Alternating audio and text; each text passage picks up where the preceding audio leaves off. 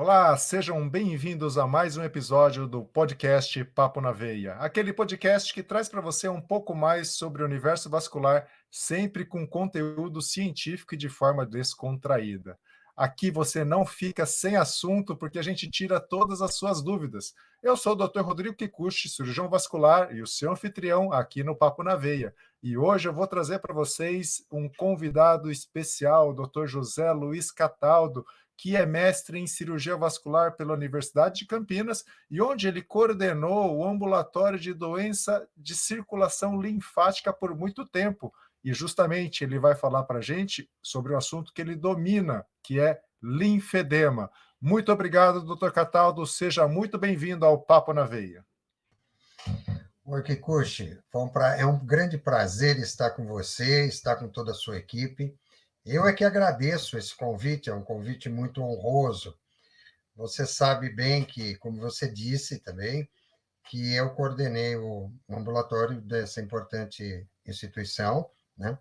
E durante um período muito longo. E aprendi muito, porque aqui o linfedema é um assunto. Eu me formei como cirurgião geral, cirurgião vascular, como nós somos, mas eu teve uma época da minha vida, no começo, que me dediquei ao estudo dos linfedemas, porque tive a oportunidade de estar com grandes mestres que naquela época estava começando e tinha algumas formas de tratá-los. Mas o entendimento do linfedema era um pouco diferente. E aí eu tive a oportunidade depois de um longo período sem estar tratando linfedema no meu dia a dia, mas aí eu retomei e fiquei por um longo período e aprendi muito. E as coisas evoluíram bastante. E estou à sua disposição e muito obrigado pelo convite. Nós que agradecemos, porque aqui a gente vai tentar e vamos realmente esclarecer as pessoas, vamos levar um pouco mais de informação sobre isso que é um pouco de estigma, né? A gente fala sobre linfedema, ele carrega uma série de estigma com ele, porque afinal de contas, o que é o linfedema, Cataldo? Então, eu gosto muito de uma definição de linfedema. Essa definição foi colocada num consenso latino-americano, uma parte dessa definição. Eu vou até ter a liberdade de ler, para eu não cometer nenhuma. Deixar de citar algumas coisas importantes dessa definição, porque é uma definição que é muito abrangente. Então, eu vejo que eu gosto dessa definição, que o linfedema é uma doença crônica. Realmente ela é crônica. Ela pode ser tanto adquirida durante alguma fase da vida, por algum problema, ou genético, ou um defeito, e que se manifesta pelo acúmulo do líquido intersticial e alterações teciduais ocasionadas por esse acúmulo, por essa insuficiência da circulação linfática. Então, aqui na definição, a gente já tem uma introdução de um termo, de uma causa, que é a insuficiência da circulação linfática. Por isso que eu acho que é abrangente essa definição.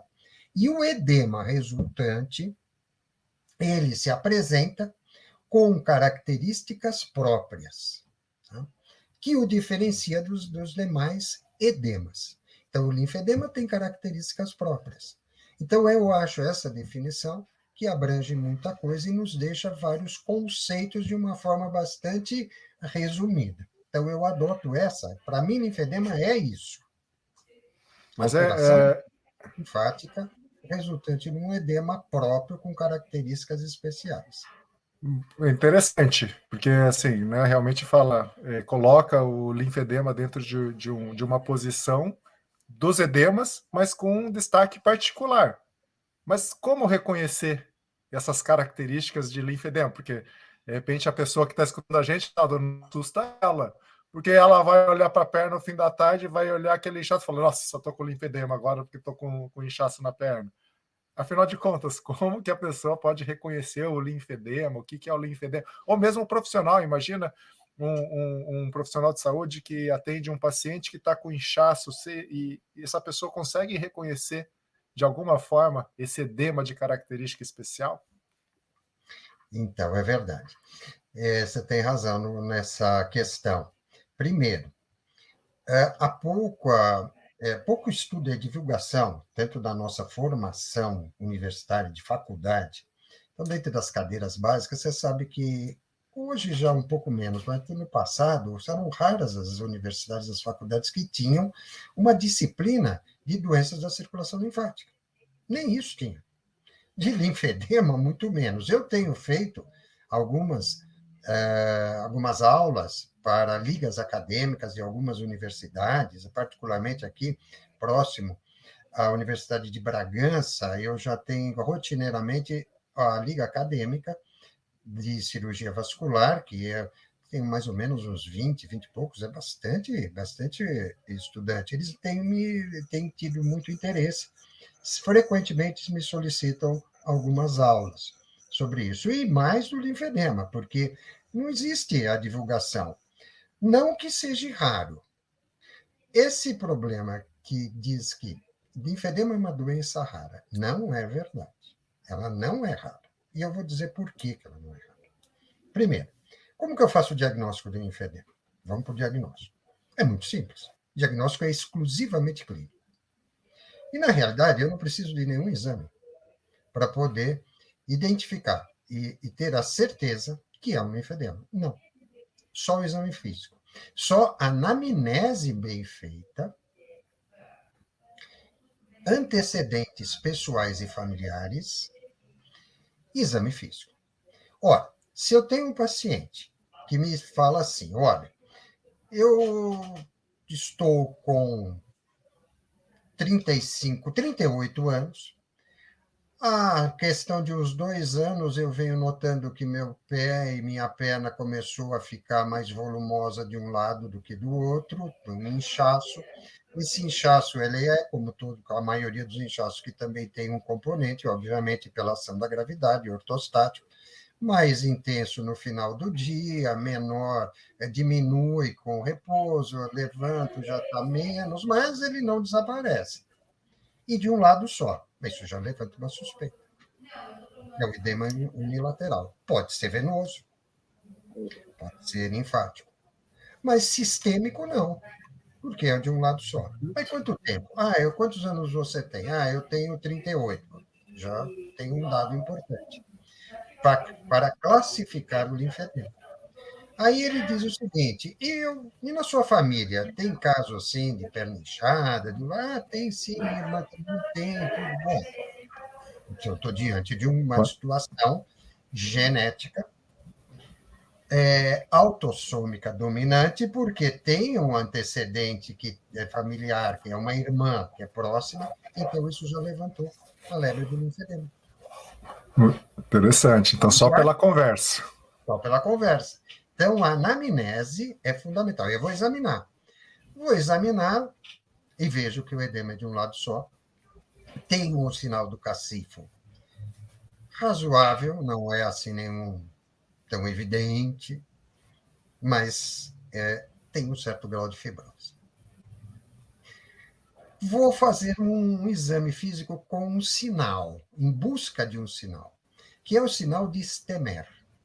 Sinal de Stemer, que deveria ser muito mais divulgado entre os pediatras, que é a fazer uma prega de preensão na base do segundo pododáctilo, que é o sinal mais precoce do linfedema primário. Quando eu tenho uma certa dificuldade de fazer essa prega, né, de preensão, simples prega de preensão na base do segundo pododáctilo, que é o que mais acometido, é um sinal característico de um linfedema.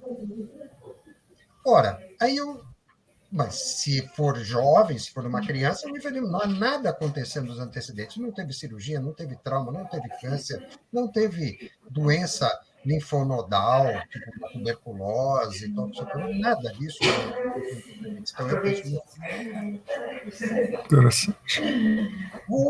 faço essa prega de prevenção e, além disso, eu tenho que ter olhos para identificar algumas coisas. Normalmente, os linfedemas primários, uma boa parte, eles são sindrômicos. Eles não apenas têm o acometimento da circulação linfática. Em alguns casos, sim, claro. mas alguns são sindrômicos, e essa síndrome é muito discreta. Por exemplo, dedos pododáctilos, dedos do pé curtos. Tem os dois curtos do tamanho normal. É um defeito genético. Vem junto com o linfedema primário. Em muitos casos, 1, 2 pododáctilos. A ausência de cutícula. Tem que ter olhos para enxergar. Eu falo, medicina é observacional. Nunca podemos perder essa característica. Observação. Então, eu estou diante de uma síndrome.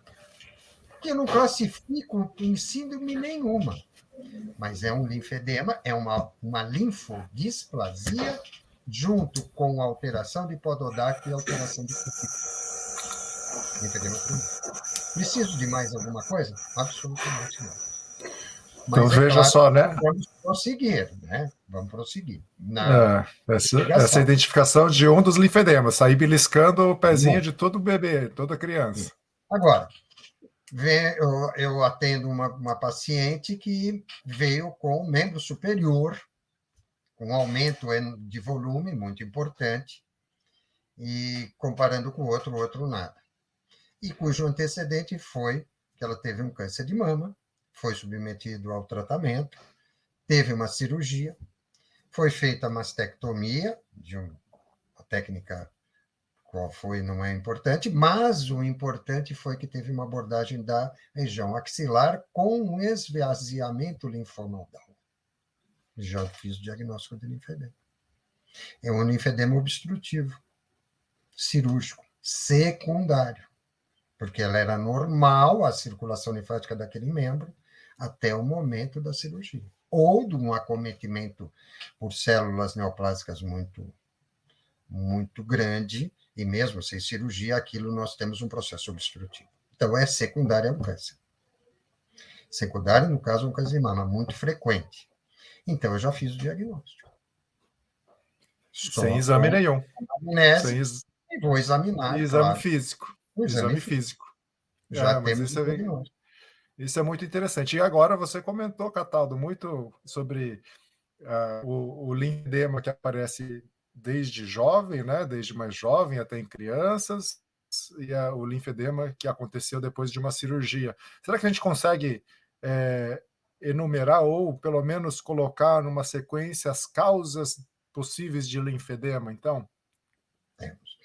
Se eu for, eu gosto muito de falar sobre isso, já classificando o linfedema, porque eu já consigo separar. Eu adoto uma classificação, tem várias classificações de linfedema, eu gosto muito de uma classificação de Allen, de 1948. Ela é simples, e eu já consigo classificar um linfedema e já tenho a etiologia. O Allen propôs essa classificação de linfedema primário e secundário. Primário, ele é consequência de uma alteração de formação das estruturas que compõem a circulação linfática, tanto a parte vascular, que são os coletores linfáticos, troncos e ductos, né? Seguindo uma sequência de complexidade de maior volume. E a parte não vascular, que seriam os linfonodos. Então, alguma alteração na formação, isso é genético.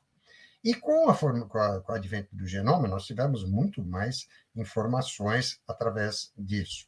Então, ele é primário.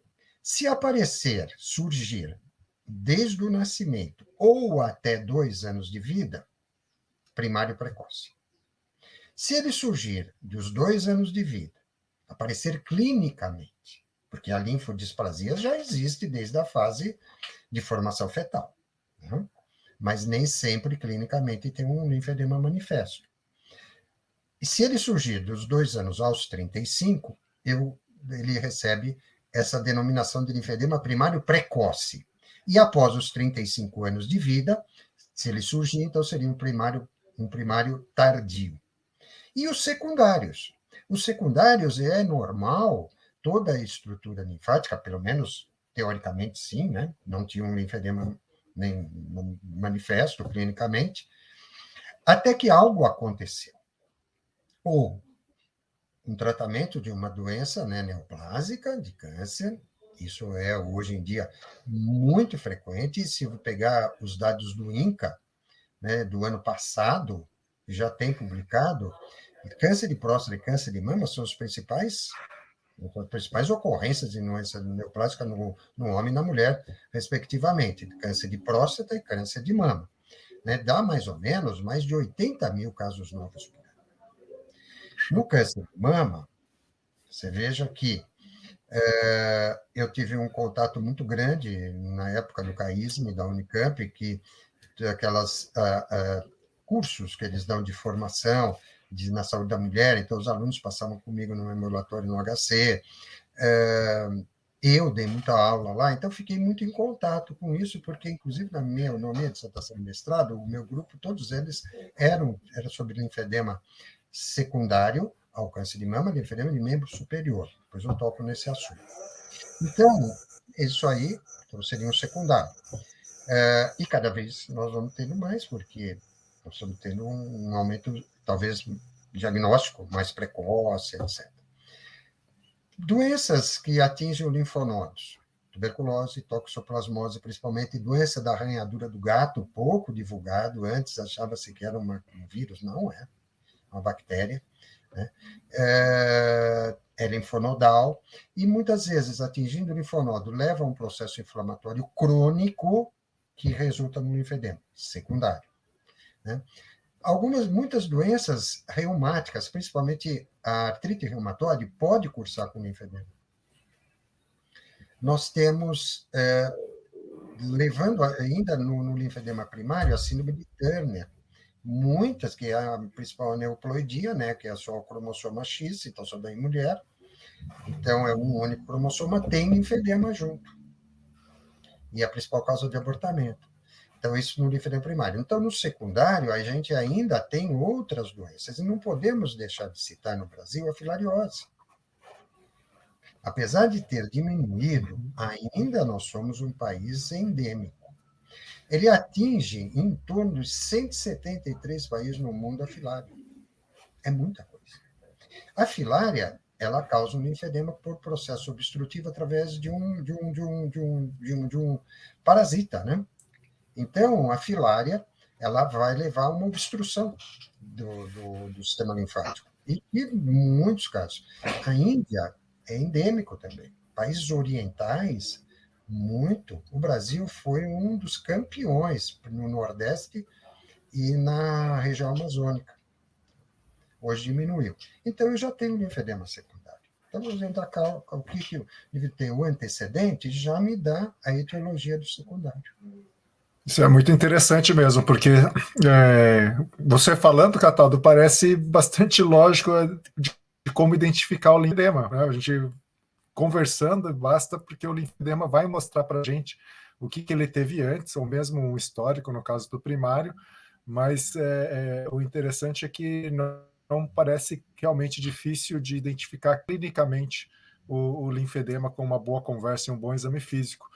Mas quando ele é identificado, quando começa o tratamento? Na realidade, o tratamento começa imediatamente ao diagnóstico, né? Que quando nós recebemos esse paciente, ele já está com linfedema, que já se manifestou clinicamente. Uhum. Eu gosto muito de dizer o seguinte,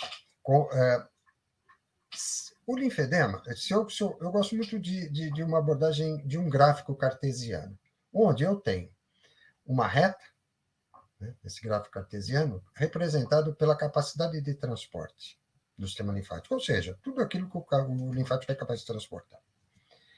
E uma outra reta, que seria o fluxo linfático, ou seja, a linfa ofertada para que o sistema linfático absorva e conduza. Existe uma defasagem muito grande, ou seja, a capacidade de transporte ela é bem superior ao fluxo. Então, para a gente ter linfedema, tem que ter muita lesão.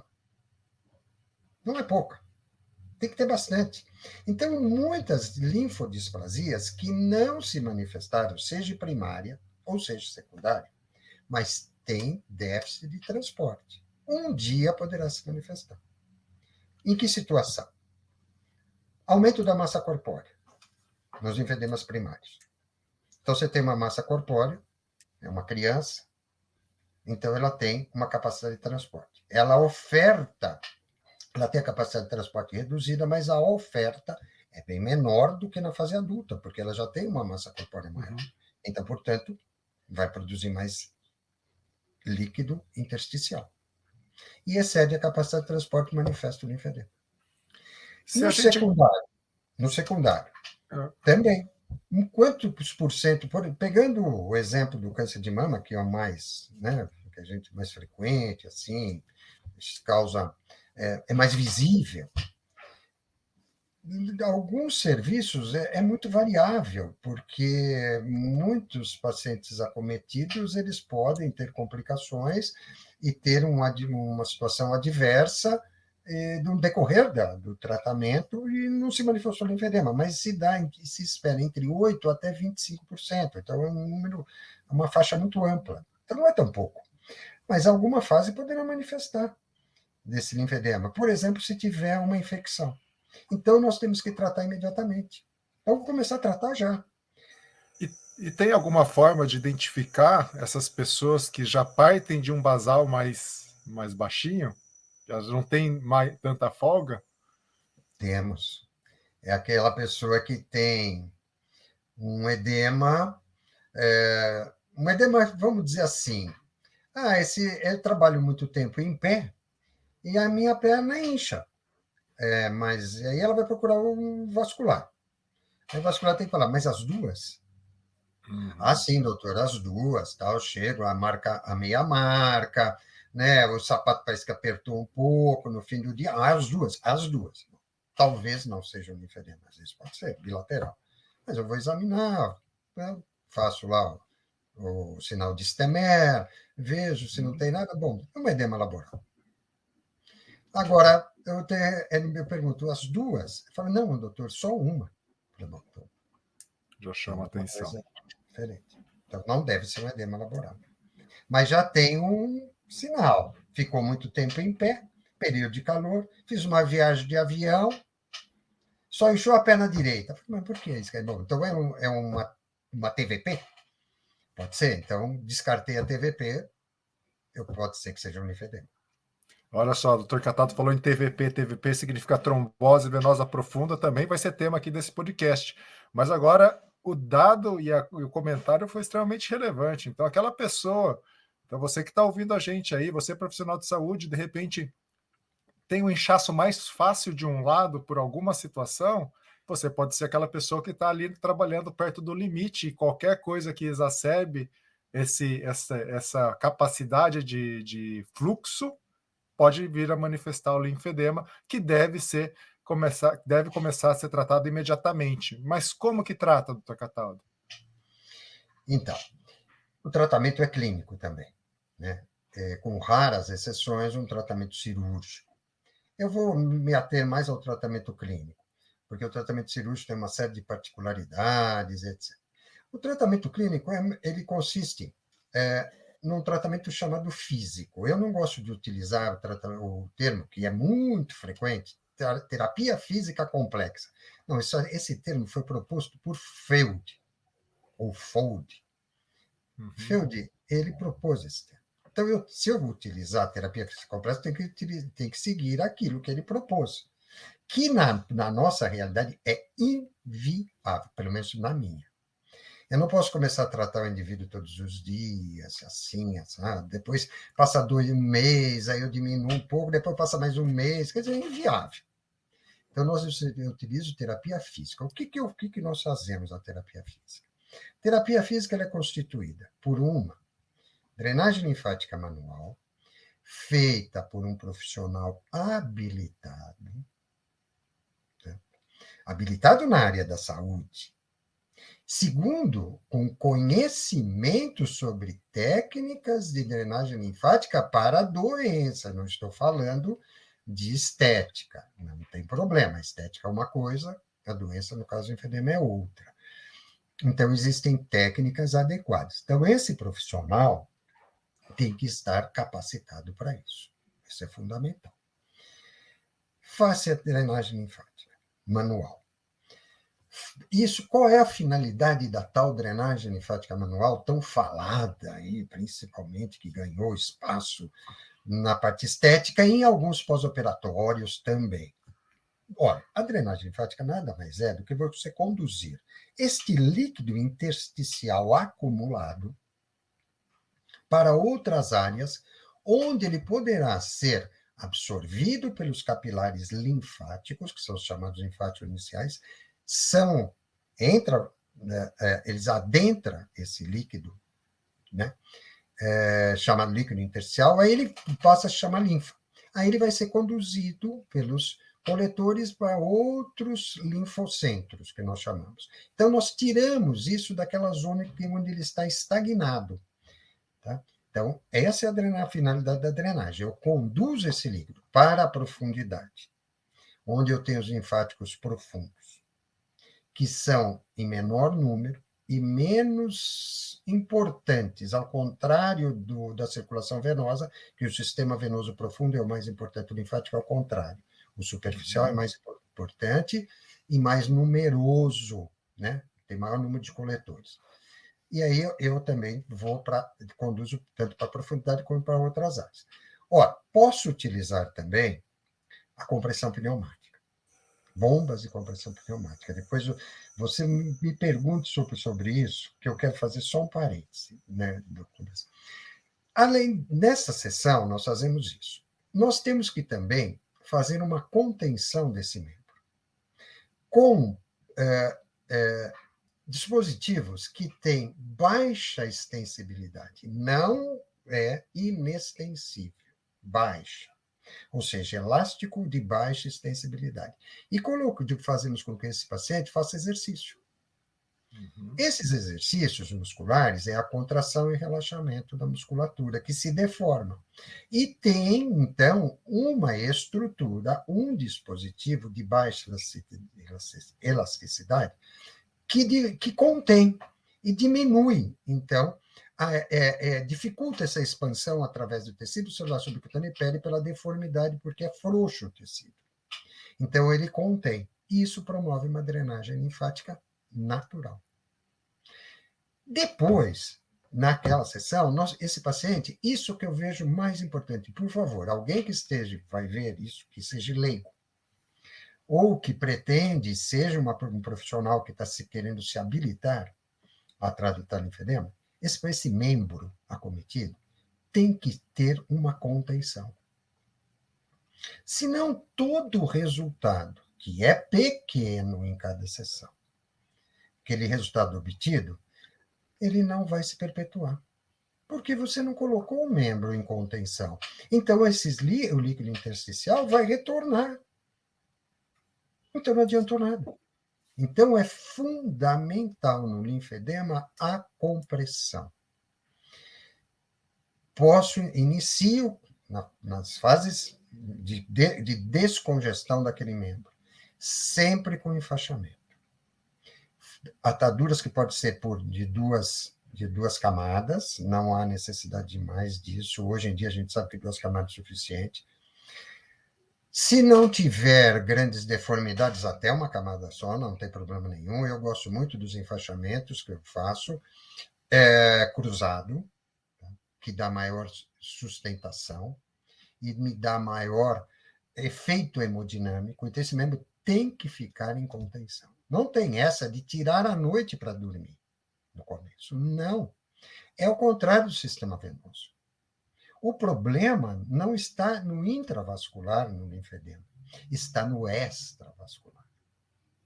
No venoso está no intravascular. Problemas no intravascular que causaram as alterações, seja síndrome pós-trombótica, úlcera. Bom, aí pode tirar a noite, que tem influência do quê?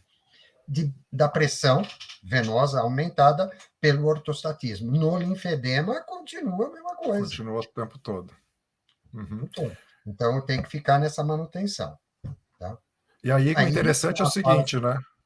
Que a pessoa fala, poxa, mas usar isso aí à noite, e aí que está, o interessante é o que o senhor falou mesmo, é uma contenção, não é diferente de uma algo que fica comprimindo o tempo todo de fora para dentro, porque se fosse assim ia ser muito desconfortável durante a noite. Agora, no momento que é uma contenção, a pessoa pode aí permanecer durante a noite, que mesmo assim fica confortável. Então, e é um tratamento, então, que vai exigir um mundo de profissionais, né? Porque imaginou, uma drenagem linfática, que não é a drenagem linfática modeladora, que fala, é uma drenagem linfática direcionada à doença. Nós temos ali um enfaixamento junto com atividade, com um exercício, para descongestionar, fazer essa drenagem linfática natural. E, aliás, quem quiser saber um pouco mais sobre esse assunto, vai lá no capítulo que a gente conversou com o Duco sobre atividade física e compressão, que está muito interessante. E ainda usar compressão pneumática intermitente nessa sessão e depois ainda mandar para casa com uma contenção. Sr. Cataldo, como que a gente organiza isso tudo dentro de um serviço? Olha, basta uma fisioterapeuta ou um fisioterapeuta que tem uma formação em tudo isso que eu falei. Eu, por exemplo, tenho na minha clínica, minha fisioterapeuta foi minha aluna, uma pessoa estudiosa, tem mestrado na Escola Paulista, tem doutorado que está fazendo na Escola Paulista, tudo nessa área. Quer dizer, você tem que ter algum profissional dedicado e com conhecimento. Então, um profissional faz tudo isso. É uma sequência, tá? E então é possível, mas você tem que ter esse profissional. Essa é a diferença. A diferença está nisso, na capacidade, na formação desse profissional. E tem que ter acompanhamento médico. Eu sou contra. Kikuchi, eu falo para você assim, eu recebo alguns pacientes que me dizem assim, eu fui num determinado médico, aí ele viu, falou, isso aqui é um linfedema, você vai tratar com fulano de tal. Aí me encaminhou para um outro profissional de saúde, não médico, e que esse profissional, então, ia conduzir. E nunca mais voltei. Ele disse que não é com ele, mas não é verdade. Nós precisamos da equipe multidisciplinar. Porém, tem que ter um coordenador. Esse coordenador tem que ser médico e com formação. Por quê? Porque nós temos complicações do linfedema. Nós pode ter uma erisipela. Esse paciente pode ter um processo infeccioso, uma celulite, outra infecção, que não seja uma erisipela ou uma celulite por outra bactéria. Ele tem portas de entrada que possivelmente poderá levar a complicações graves. E nós sabemos que cada infecção desse tipo, pelo processo inflamatório, ele piora do linfedema. Aqueles outros linfáticos, aqueles condutores que porventura ainda poderiam existir, podem ser destruídos pelo processo inflamatório. Então vai piorar a capacidade de transporte. Piora mais. Isso piora a fibrose, pela inflamação tecidual. Então, esse médico tem que estar atento. Uma escoriação no membro sem comprometimento linfático é uma coisa. Uma escoriação no pé, um pequeno ferimento, uma bolha causada por um calçado no pé de um paciente que tem linfedema, exige antibiótico terapia profilática. Existe. Então, o acompanhamento médico é essencial o tempo todo também, né? É essencial. Senão, nós não vamos ter. E temos uma coisa: os pacientes portadores de linfedema, eles têm que ser convencidos ao tratamento. O convencimento, ele tem que ser, você mostrar para ele, você transmitir para ele, eu digo assim, entre aspas, o médico tem que perder um tempo, perder entre aspas, não é perder, é você ganhar o paciente. Você tem que explicar para ele o que ele tem. Você tem que explicar para o paciente, ele é leigo, ele não sabe. Você tem que explicar para ele qual é o problema. Você tem que explicar para ele que linfedema é uma doença crônica definitiva, ele nunca mais vai se livrar disso, mas ele poderá piorar. Então, ninguém gosta de usar uma contenção, seja uma meia, seja um outro dispositivo. Existe uma dificuldade e o médico tem que convencer. E o médico tem que acreditar, porque se ele não acredita naquilo que ele está propondo, Ele mesmo não acredita, ele não tem poder de convencimento. Ele só Perfeito. E ninguém, acredita porque tem conhecimento. e ninguém gosta de receber a notícia que tem algo que não tem cura, né? Então, Exatamente. realmente é complicado. E por que que, no fim, o linfedema acaba sendo negligenciado? Acho que é porque dá tanto trabalho assim, ou acho que os profissionais não estão recebendo essa educação? Afinal de contas, por que que a gente tem falado tão pouco de linfedema, sendo que as características e as causas são tão expostas para a gente, como a gente conversou no começo aqui do episódio? Então, eu vejo assim: primeiro, desconhecimento. No passado, nós tínhamos poucas publicações científicas sobre isso.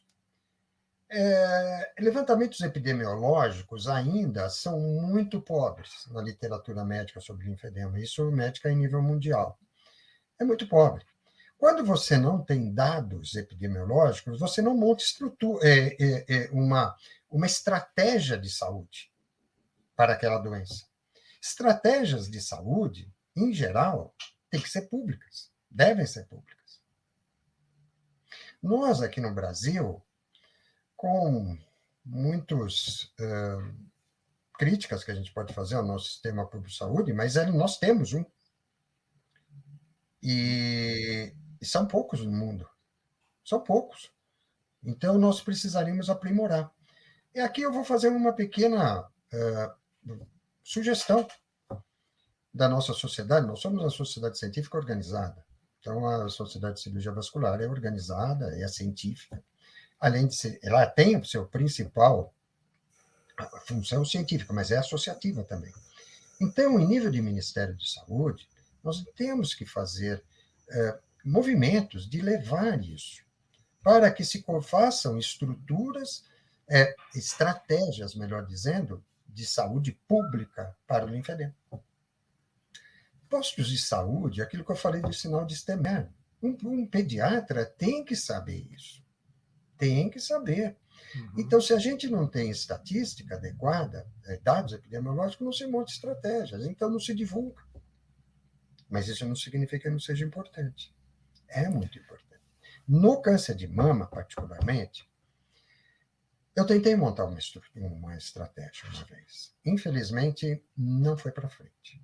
Eu tentei, em nível de saúde pública, na época que eu ainda estava na universidade, para que levar para o governo do Estado de São Paulo, Secretaria de Saúde, porque eu sou médico efetivo e de carreira da Secretaria Estadual de Saúde do Estado de São Paulo, da Estadual da Saúde de São Paulo. Mas, infelizmente, não foi. Mas eu não desisti ainda, viu? Eu ainda vou voltar ao secretário da Saúde atual. Porque seja secretário da Saúde, doutor Cataldo. Vamos lá. Eu já estou na DRS 7 Campinas, né? Estou lá, né? Essa minha função, quando eu saí da universidade, eu passei a atuar lá. E por isso que, às vezes, a gente pode ter contato com o secretário, que é um pouco mais fácil, porque eu estou dentro de uma diretoria. Mas eu estou tentando levar, de novo, um projeto. E esse projeto eu acho importante. No Estado de São Paulo, nós temos centros de reabilitação chamado Luci Montoro. Não sei se você lembra, quando foi da montagem desses centros, que foram centros de excelência, com fisioterapeuta, reabilitação, etc. E eu sou da opinião de que, se a gente montasse uma estratégia, pelo menos dentro de saúde pública, as mulheres, mesmo os homens tratados de câncer de próstata, que dá também muito linfedema, fossem todos encaminhados para esses centros mais próximos, no Simontur, porque precisaria ampliar também, né? Porque também, se for muito distante, não dá, né? Então, para que fossem observados, consultas periódicas, ter um segmento em busca desse tipo de complicação, e não da doença principal, que a doença principal fica onde ele está tratando. Isso é possível, isso não custa dinheiro, isso custa pouco, pelo contrário, o tratamento e as complicações custam muito mais caro. É apenas estratégia de saúde pública. Eu acho que é o que precisa e é o que falta. Bom, a gente está. Quem sabe, então, Cataldo, as pessoas não se inspirem aqui nesse seu exemplo, e a gente tenha outros centros aí, de repente, pelo Brasil afora, numa doença que acaba sendo tão importante. Agora, pensando na facilidade que as pessoas têm visto e acabam fazendo tratamento, a gente viu a complexidade que é realmente executar um tratamento do linfedema, mas o produto mais fácil de prescrição, a gente já conversou em outros capítulos, é a meia elástica, né? A meia tem função no linfedema? Olha, Ikushi, tem e muita. Eu prescrevo muita meia elástica. O linfedema, o nosso problema é a morfologia daquele membro, que em muitos casos, está bastante comprometido e deformada. E que uma meia elástica, como você sabe muito bem, ela vai ter sua função quando aquele membro ele tem um formato de uma figura geométrica, que não é um cone, não é um cilindro, é um cone truncado.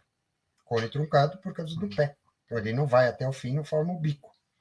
Que, na realidade, né, esse cone truncado, a meia é feita assim. Ela tem dimensões menores na região maleolar e maiores na região da panturrilha. Tá? Pegando uma meia panturrilha. Então, é o formato de um cone truncado. Ora, quando ele perde esse formato, muitas vezes, então, a meia já não serve mais. Não é a melhor opção, porque vai formar um garroteamento, vai segmentar edema.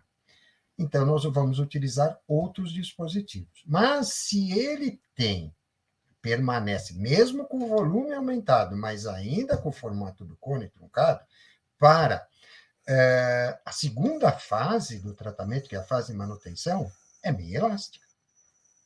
Porque é Então, isso que eu vou usar. Não vou utilizar o enfaixamento, porque o enfaixamento depende de uma outra pessoa.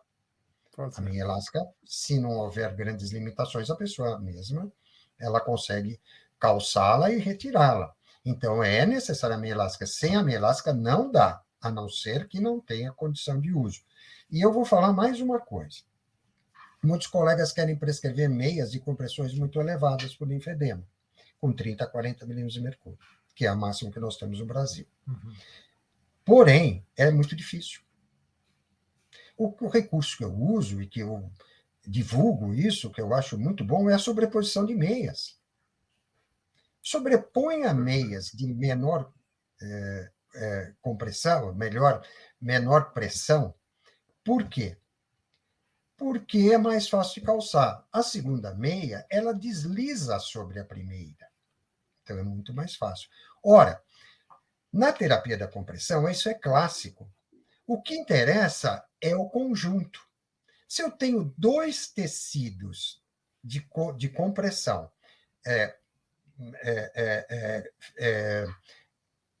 se eu tenho fios elásticos acoplados a uma malha, né, a um tecido, se eu sobreponho, ele tem uma resistência. Se eu sobreponho, o resultado final será de uma resistência maior, que vai me dar um efeito hemodinâmico muito superior, que é o que eu preciso.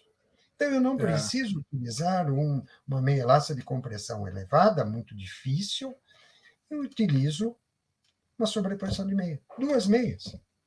Excelente, excelente. Então, vamos divulgar um pouco isso, porque facilita a vida de quem precisa utilizar. Isso mesmo, porque ao sobrepor as duas meias, na realidade, você não tem. Se sobrepor duas meias de 20 milímetros de mercúrio, você não tem uma de 40, na verdade. Você tem 40 milímetros de mercúrio, mas com uma rigidez maior, né? Então, isso acaba sendo mais benéfico para o paciente, além de ser realmente mais fácil de calçar. Porém, acredito que nesse caso, então, doutor Cataldo, muito mais para os estágios de linfedema mais iniciais, onde não tem essa deformidade tão grande do membro, né, onde pelo menos aquele formato da perna se mantém relativamente adequado às meias. Nos estágios mais avançados aí já fica mais difícil adotar essa terapia, uma vez que perde, né, esse formato. Bom, doutor Cataldo, estamos chegando aqui ao fim do nosso bate-papo, mas eu queria que o senhor deixasse aí uma orientação de como a gente pode buscar educação para abordar melhor essa doença. Então, eu vejo assim. Eu, primeiro, agradeço bastante a você, agradeço a toda a equipe, agradeço a Jobst por essa iniciativa muito boa, excelente, por sinal. E o linfedema é algo que para mim, é apaixonante. A fisiologia da circulação linfática, a fisiopatologia, ela me atrai, porque é complexo. É muito complexo. Não é simples. Nós temos muitos fatores envolvidos. Se eu ver, como um cirurgião vascular, que também faço arterial e tudo, o sistema arterial é muito mais simples. Eu posso ter a dificuldade de realizar um tratamento através de determinados dispositivos, tudo é um problema técnico. Mas a alta pressão do sangue passando facilita muito. Quando a pressão já diminui muito e depende, tem muita influência, outras, e ação de gravidade, como é o sistema venoso, já complica muito mais. A fisiologia, a fisiopatologia da doença venosa é muito mais complexa. Quando nós vamos para o linfático, ele se torna mais complexa ainda. Muito mais, que aí a gente entra em genética, nós entramos em muitas coisas. Eu tive oportunidade,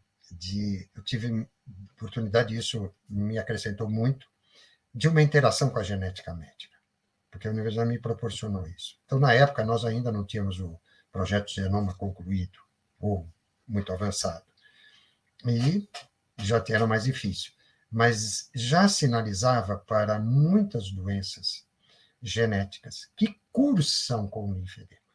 Elas são sindrômicas, síndromes muito complexas, que também têm essa característica.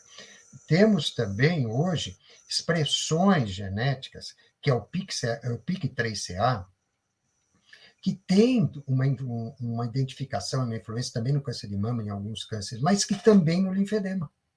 Então, os estudos se ampliaram muito. As frentes de pesquisa se ampliaram demais. E talvez a gente consiga alguma medicação de efeito biológico, que cada vez surge mais, que possa ter uma ação nos linfedemas, pelo menos nos primários. E que isso é uma esperança. Então, a mensagem que eu deixo para quem tem linfedema, não negligencie a sua manifestação. Valorize o tratamento.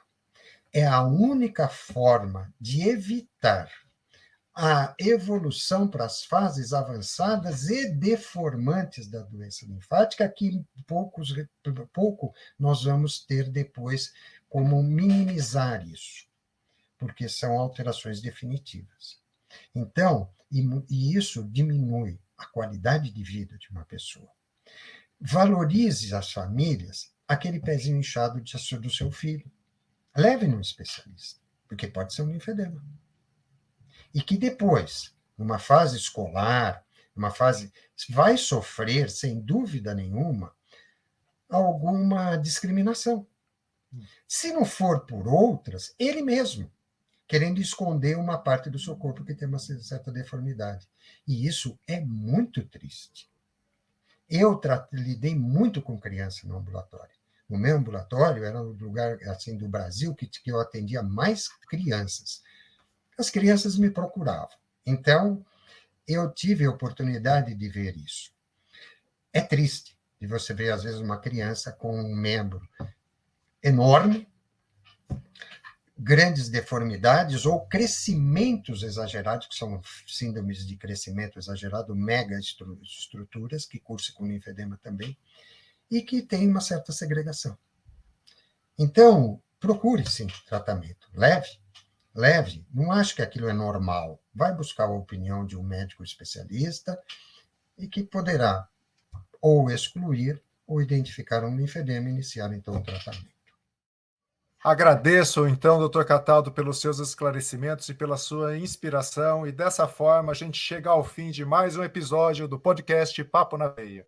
Espero que você tenha gostado e se inspirado em ter esses conhecimentos, executar esses conhecimentos do linfedema na sua prática clínica, e você que sofre com a doença, vá atrás de um profissional adequado, porque existe sim tratamento, embora não exista cura, e a gente precisa sim ter os olhos abertos para essa doença. Se você gosta de conhecer um pouco mais sobre esses assuntos de saúde, inscreva-se aqui no canal do YouTube ou nos siga nas plataformas de podcast. Se você tiver sugestões de temas, elogios ou críticas, escreva nos comentários ou envie um e-mail para jobstbrasil@essity.com, lembrando que esse se escreve com E, dois S e TY. Nós estamos também no Instagram, @jobstbr. Siga a gente por lá. Não deixe de compartilhar e curtir esse episódio. Aqui no Papo na Veia você não fica sem assunto. Nós nos encontramos no próximo episódio. Até lá!